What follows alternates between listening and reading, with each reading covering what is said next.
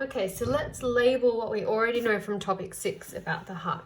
So here, remembering that our left and right sides are switched, because it's imagining that that heart, for example, is like a person that you were dissecting or operating on, or an organism. So it's that organism's left and right rather than your own looking at it. So here we have our left side.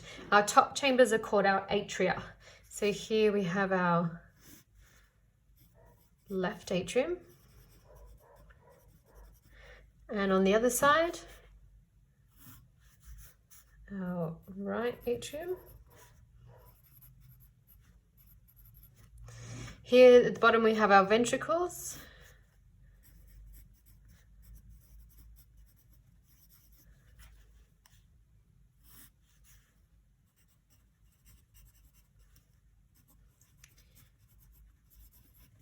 And we can see our blood vessels here. What you'll notice as well is that hopefully, if you're a better artist than I am, this muscle wall here for the left ventricle is a bit thicker than the right, because it's going to pump the blood a lot further around the body. So we've shown oxygenated blood in red and deoxygenated in blue. It's not, the blood isn't actually blue. That's the scattering of light that we see, the kind of blue appearance of our veins because of the distance from our skin, and because it's not as bright red. It's not actually blue, but it's often a handy way to show, to contrast them in diagrams. But we've got our movement of blood here. So this bit here is actually the aorta, the blood vessel, but it's sort of shown a bit cut away. So here that's going through, it's passing behind, that's this tube coming out the top. So here is our aorta. So this part in particular is known as our aortic arch. So you can see it's already starting to branch off. So it will travel around the body with oxygenated blood. Then when we've got blood returning, there's actually two parts here. Our vena cava is, we've got our superior and inferior one, if you want to label both of those. So that one's coming from the lower body. And then this one here.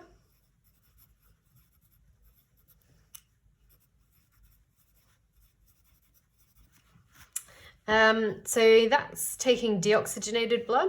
So it goes into the right atrium, down into the right ventricle, and then up here again. This is sort of an attempt at showing it kind of cut away, but that's part of this interior of this big tube here. So it's probably a little bit wide there, but again, artist's impression. So this is our pulmonary artery here, which is branching off. So I'm just going to label it here. My diagram's going to get very messy. So it's an artery because it's leaving the heart, but it is carrying deoxygenated blood, which is quite unusual. So our pulmonary artery is heading off. It's branching here. It's going to the left and right lungs as well. So left this way and right that way. So that's off to undergo gas exchange to unload carbon dioxide. So that will diffuse out of the blood because most of it's just dissolved in plasma. And then the hemoglobin in the red blood cells will pick up oxygen, also again diffusing from the alveoli in the lungs. So we've got oxygenated blood returning, so that's these guys. And on this side as well, but I'll just label it here. So these are the pulmonary veins. So this you should have covered in topic 6. And also you need to understand about the valves here, because we need to maintain blood pressure and we need to ensure that the flow of blood is following a single direction, preventing backflow, or that'll be really inefficient. So every time your heart pumps, it's squeezing, the muscle is squeezing that. So you want your blood not to squeeze, both ways. You want it to just squeeze here into the next chamber and then off into the vessel where it needs to go. So here we have our atrioventricular valves. In fact, I'm just going to abbreviate that to AV valves.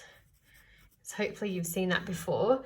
Now, they do actually have different names depending on which side they're on. So this one here on this side, that's also known as the mitral or bicuspid, because there are sort of two flaps that are opening and closing there. And the one on this side, so here's another set of AV valves, and those ones happen to be the tricuspid. Is the other name. And then these ones, hopefully you recognize those as well. These ones are in the vessels. So the ones we've just looked at separate atria and ventricles, top and bottom chambers. And then there are also valves that go into the next vessels.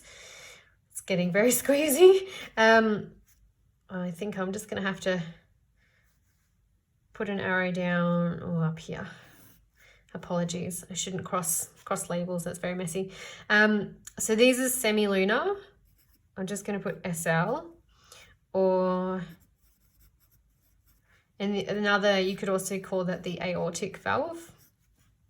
And that one also. So again, we've got I'll write the word in case you've forgotten. Semilunar, and those are pulmonary. So just based on the places that they're directing blood to or preventing it from going back from.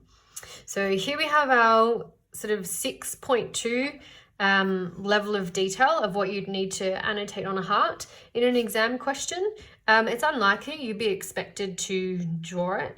Your syllabus states you need to be able to label it, but there might be an opportunity in an extended response where if you can provide a diagram that helps illustrate your point. So if you're someone who likes to learn visually, or for you that's not as challenging as perhaps it is for me to do a nice neat diagram, then that could be a really good strategy for answering your question. Or just practicing will help you really understand where all the components go rather than just labeling. You might also want to try drawing it from slightly different perspectives. It's also important to have a look at hearts from the outside. So that's kind of a sort of a dissected view, a cross view there. Okay, next we're going to look at the option D.4, the level of detail we will now layer over the top of it. So it's going to get even messier, I'm sorry.